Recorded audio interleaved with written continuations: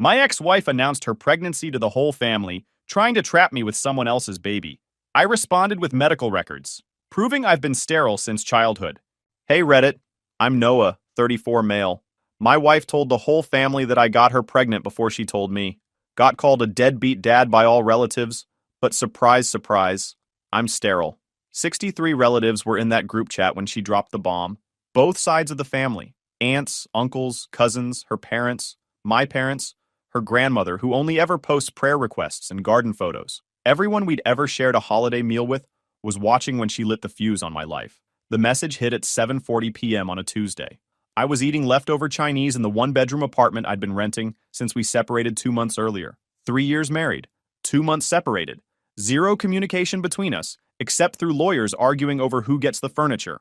And she announces a pregnancy to literally everyone we know before saying a single word to me about it. The message itself was crafted. You could tell she'd worked on it. I want to share some news. I'm pregnant. I know the timing isn't ideal given everything that's happened, but I believe every child is a blessing.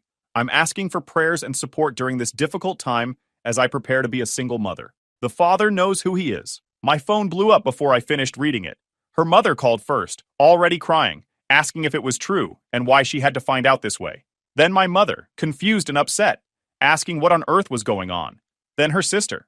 Then my brother. Then people I hadn't talked to in years suddenly had opinions about what kind of man I was. I sat there in my kitchen watching notifications stack up, lo mein getting cold, and felt my stomach drop. Not panic exactly, something worse. That feeling when you know exactly what's happening and you can't do a thing to stop it.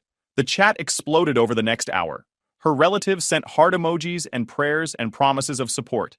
My relatives sent confused messages asking for context. Someone's cousin twice removed posted a Bible verse about fathers. Her grandmother, who could barely work her phone on a good day, somehow managed to type out a long message about blessings and reconciliation and how she was praying for everyone. Here's what nobody in that chat knew.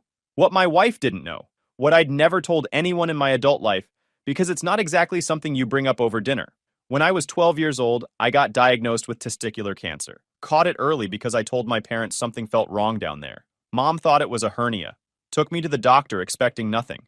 2 days later, I was sitting in an oncologist's office at Phoenix Children's. A week after that, surgery. 6 months of chemo followed. Lost my hair twice. Lost 25 pounds off a frame that didn't have much to spare.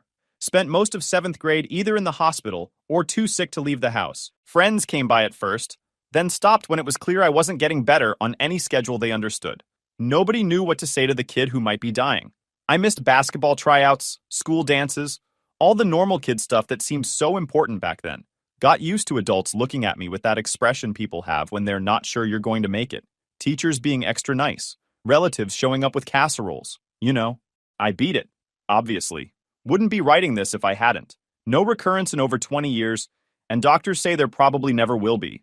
I got lucky with the timing and the type, but the treatment wrecked my fertility. The doctor explained it during a follow-up when I was 15. The chemo drugs wiped out my sperm production. Azoospermia, the medical term. Permanent. I got tested twice more over the years, just to be sure. Once at 20, when I was in a relationship getting serious. Once at 26 during a routine physical. Same result both times. 0 count. I never told my wife. We got married fast, maybe too fast, after dating only 8 months. The kid conversation never came up seriously before things started falling apart for other reasons. Money problems, her family being too involved, the usual stuff that kills marriages.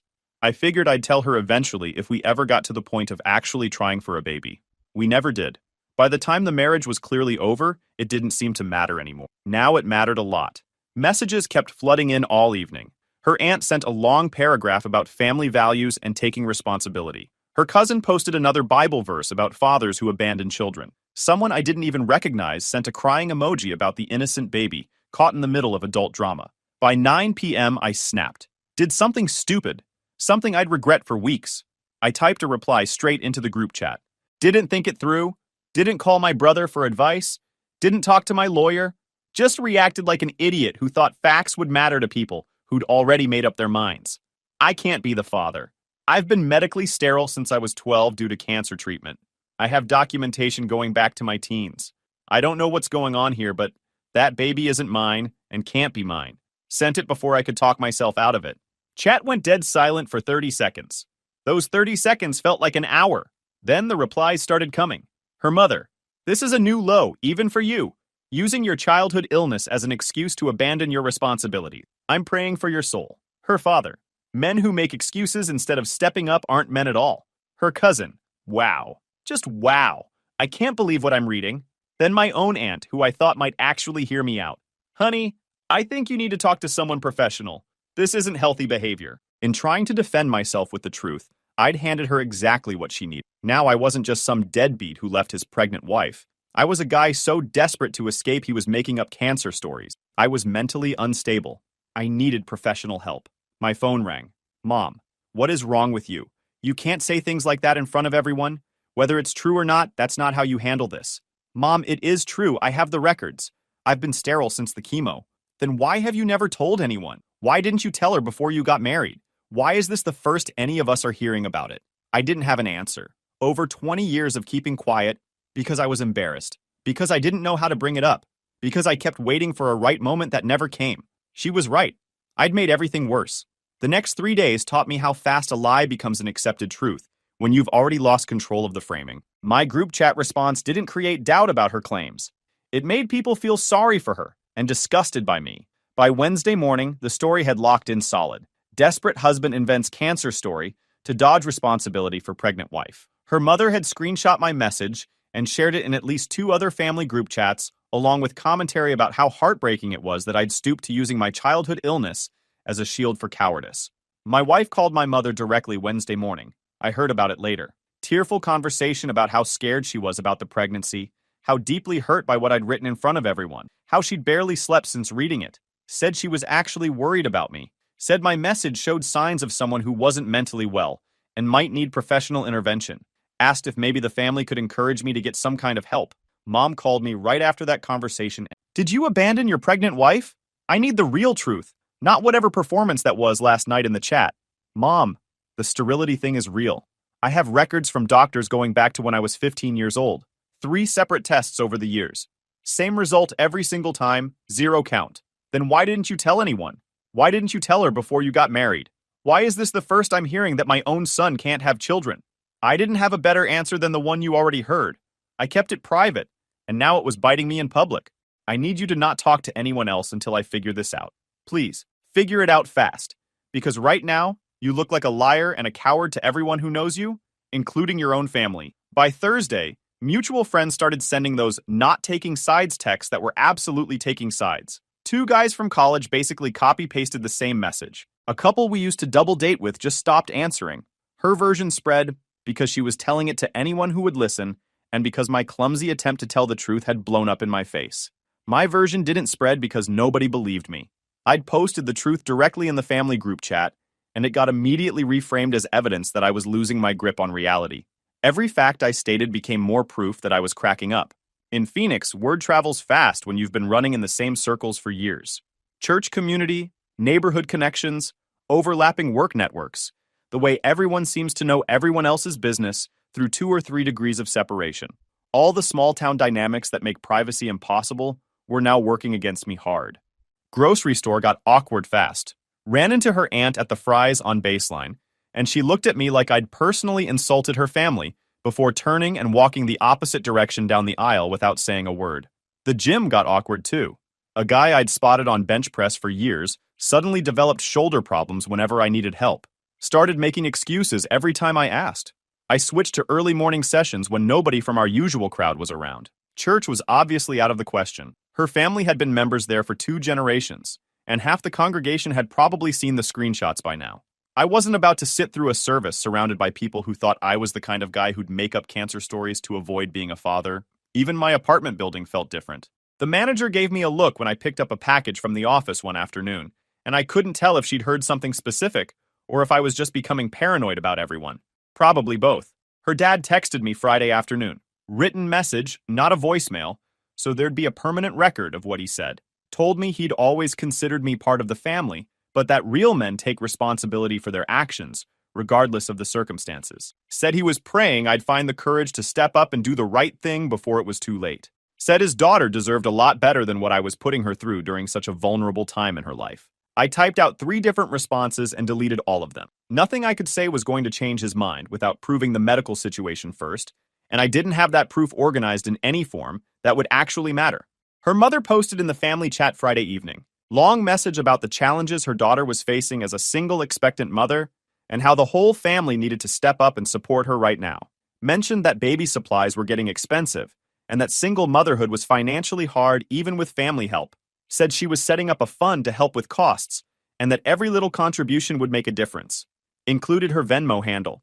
Mentioned they'd already received over $400 in donation. They were actively fundraising off the lie, taking real money from relatives and church members and family friends and probably strangers who saw shared posts, all of whom believed they were helping an abandoned pregnant woman whose husband had suffered some kind of mental breakdown. My brother texted late Friday night, first contact from him since the initial explosion. Said he honestly didn't know what to believe, but that our parents were really struggling with all of this. Said mom had been crying on and off for days. Said dad wasn't talking much, which was never a good sign with him. Said he thought I should come over for dinner Sunday and try to explain things in person, away from the group chat circus. I said I'd think about it. I didn't go. Every day I stayed quiet. She filled the silence with her version of events. But every time I tried to speak up, I made everything worse. I was losing ground and I didn't know how to recover. She texted me Saturday morning. First direct contact since the bomb dropped. Long message, carefully written. Said she understood I was upset about everything. Things got out of control in ways neither of us intended. She didn't want to fight through lawyers and family members. Maybe we could meet and talk, just the two of us like adults. Figure out a path forward that didn't destroy everyone involved. Coffee shop near our old house. I should have kept it through attorneys. I didn't. I said yes. My thinking at the time. The group chat disaster happened because I reacted without any proof ready. If I could sit down with her and calmly explain the medical situation face to face, maybe she'd realize I wasn't making things up. Maybe she'd drop the act. Maybe she was genuinely confused about who the father was. Maybe she'd been with someone else and actually believed I was the father through some messed up timeline math. Or maybe, if I laid out the facts clearly enough, she'd admit what was really going on, and we could sort this out without dragging my cancer history through family court and putting it on some public record for anyone to find. Worth a shot, I figured. I was wrong. The coffee shop was packed when I got there. She was already seated at a small table by the front window, where anyone walking by outside could see us clearly. Looking back, she wanted to be seen. Conversation started off fine. She talked about wanting what's best for the baby, regardless of what happened between us. Co-parenting effectively, even if the marriage was done. Understanding I might need time to process everything. Then, she leaned in and asked the question she'd come to ask. Are you still planning to deny being the father? Even after what you said in the chat? I'm not denying anything. I'm sterile, and I can prove it with records and a current test. You keep saying that. But you never told me during our entire marriage. You never told anyone. And now suddenly it's convenient? It's the truth. If you want, I'll show you the records. She shook her head slowly. Expression shifted to something that looked like genuine sadness. I really hoped you'd come here ready to be honest with me, to face this like a man instead of hiding behind stories. Guess I was wrong about the kind of man you are. She stood up, grabbed her purse, said she'd pray for me, and walked out of the coffee shop while I sat there trying to figure out what had just happened. 20 minutes later, I checked my phone in the parking lot. She'd already messaged her mother, who'd already shared it to the family chat. He's still sticking to the sterile story.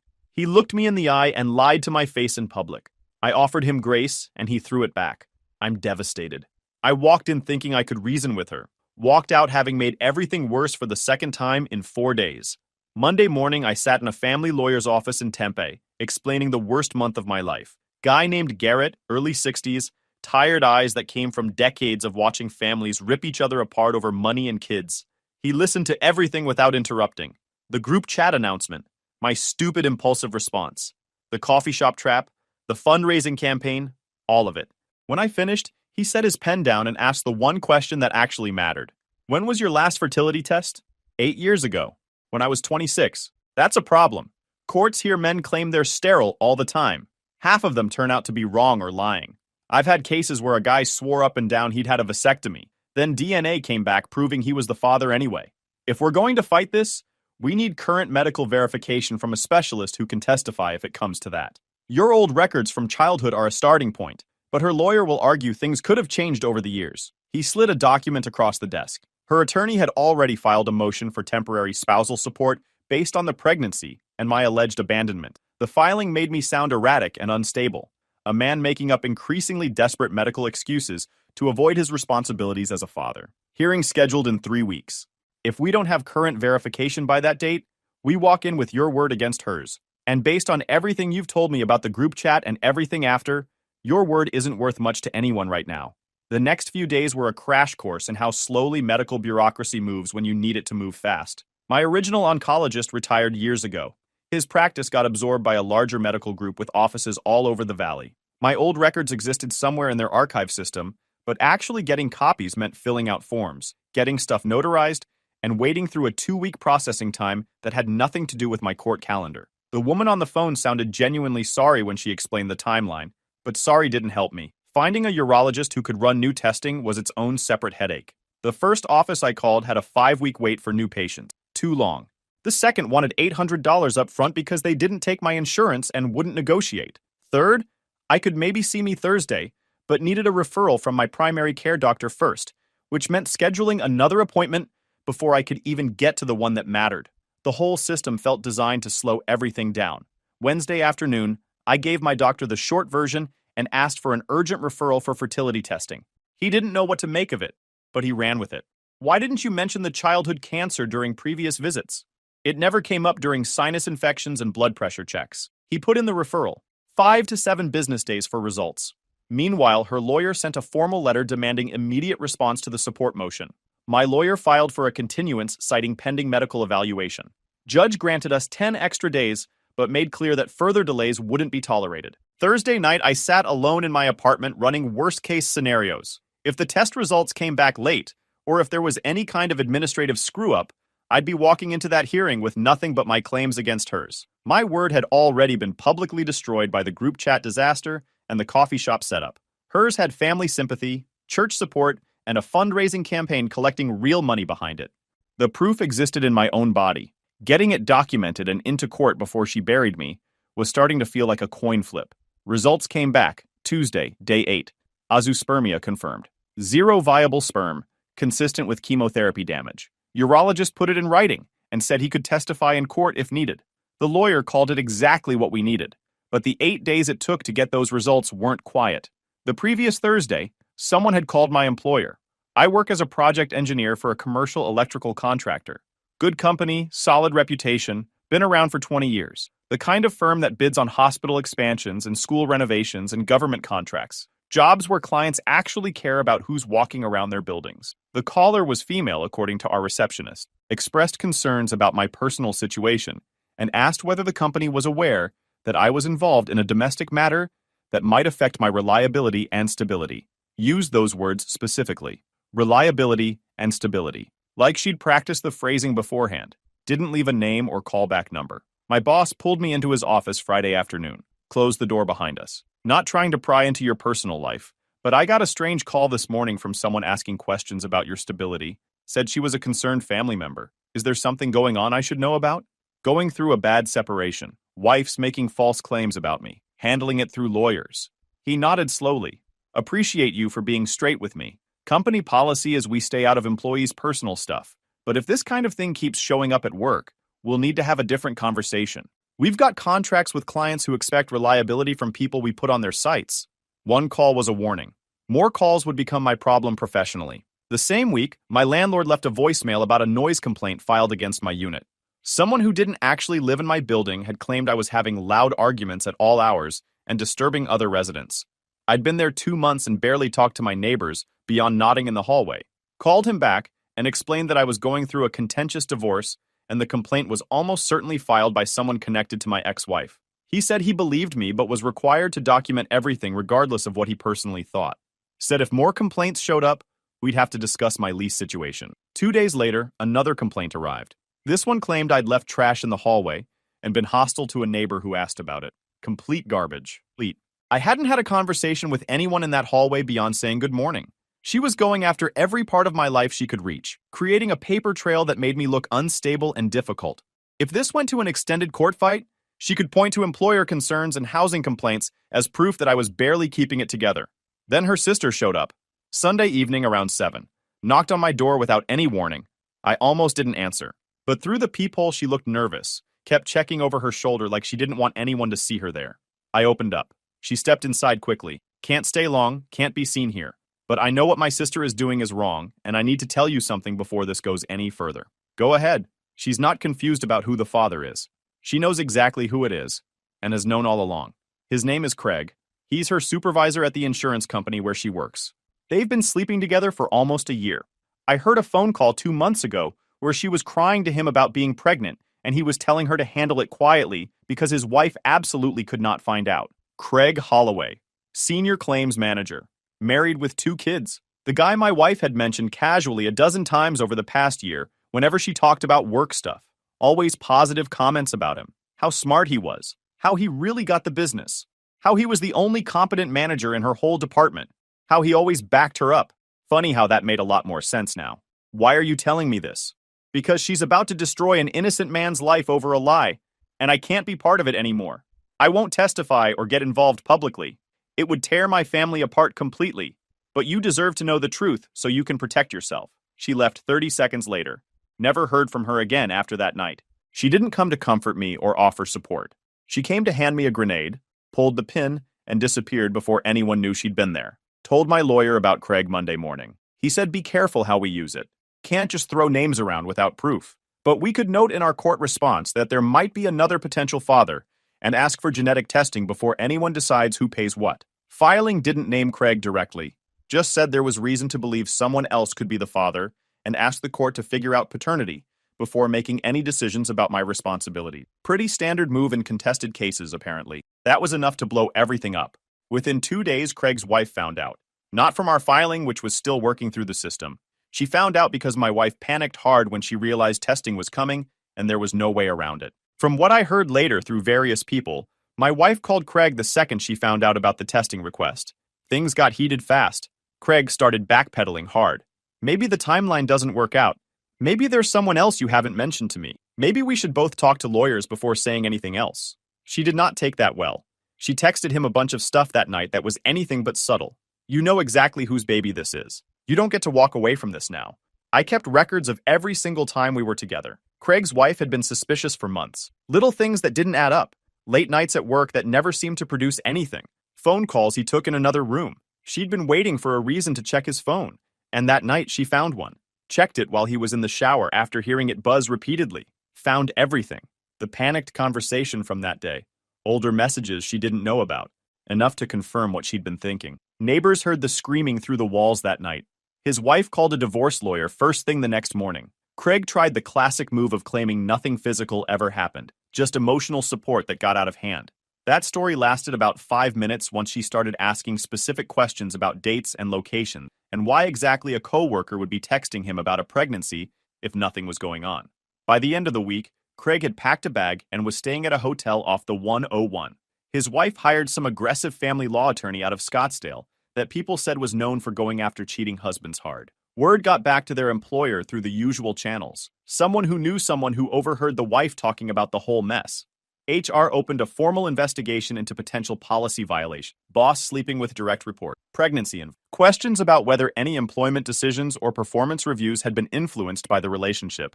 Questions about whether company resources had been used to facilitate anything inappropriate. My wife got placed on administrative leave pending the investigation. Craig got suspended the same day.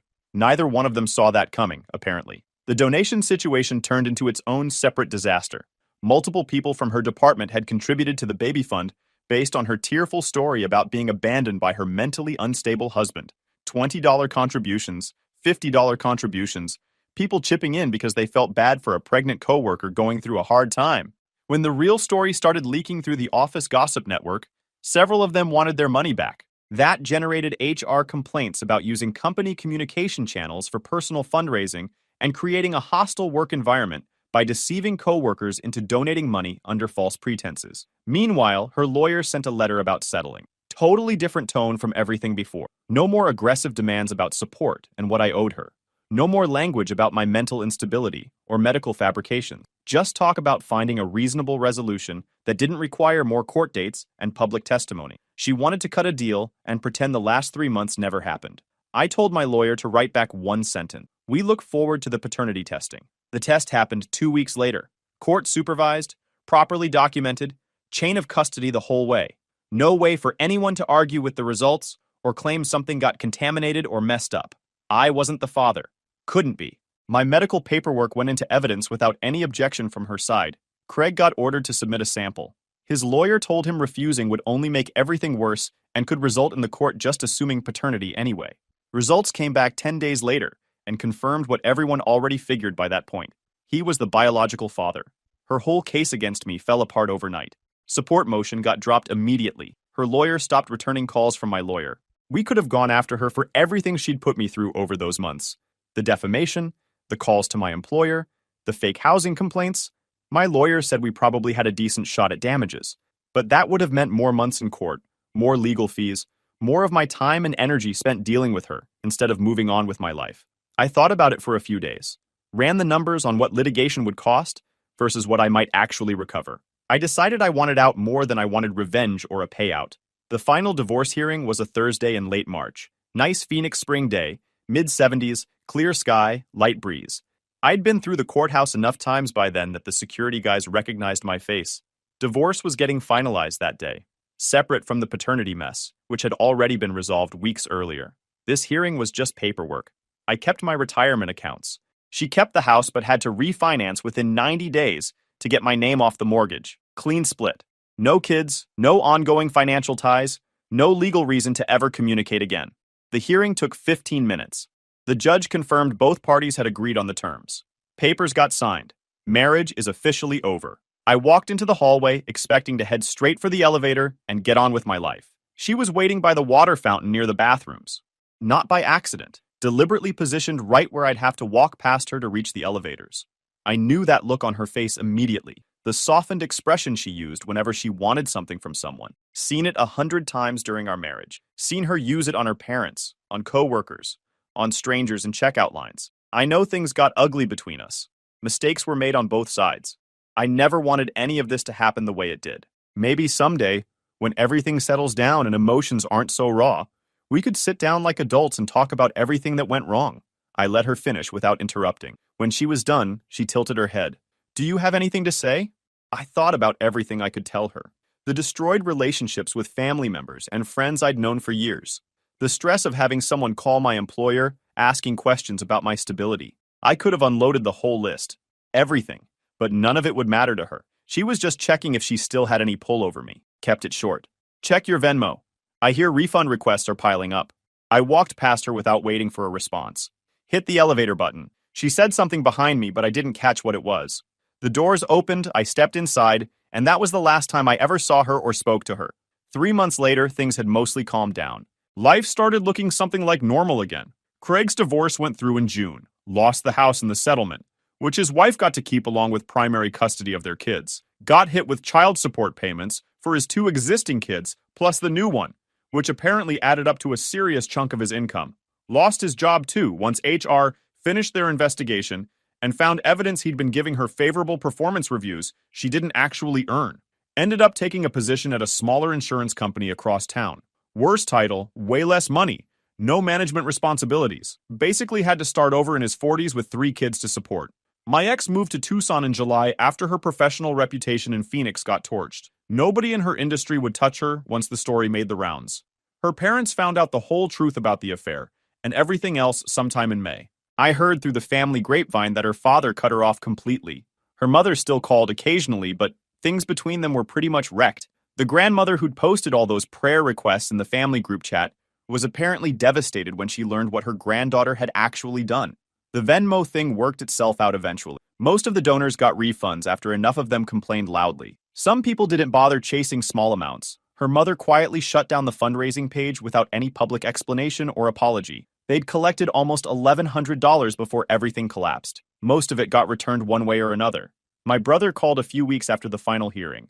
I owe you an apology. Should have asked more questions before I assumed the worst about you. It was a confusing situation.